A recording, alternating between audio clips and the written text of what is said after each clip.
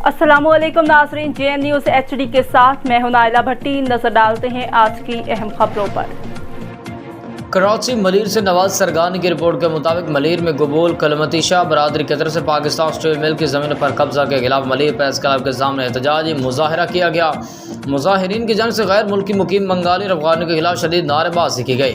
मकामी लोगों की ज़मीनों पर कब्जा ख़त्म करने का भी मुतालबा किया गया।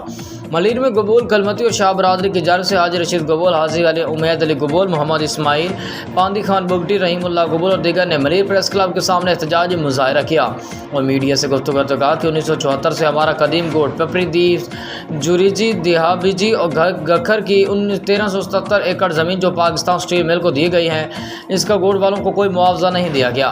जिसके बाद गोट वालों ने पाकिस्तान स्टील मिल के खिलाफ सिंध हाई कोर्ट से रुजू किया, जिसकी 2006 में पाकिस्तान स्टील मिल को शिकस्त हुए और ज़मीन गोट वालों को मिली। अभी ताज़ा बंगाली अफगानी लैंड माफियाज ने मुतल्लिका स्टील टाउन पुलिस की मिली भगत से जाली अली मोहम्मद जो कि गोट बनाया गया है। मुजाहिरीन ने निगरान वज़ीर दाखिला, वज़ीर सिंध, DC मलीर, SSP मलीर और दीगर कानून नाफिज करने वाले इदारों से मुतालबा करते कहा कि इन लैंड माफियाज को गिरफ्तार करके उनके खिलाफ कार्रवाई की जाए और हम गोट वालों को इंसाफ फराहम किया जाए।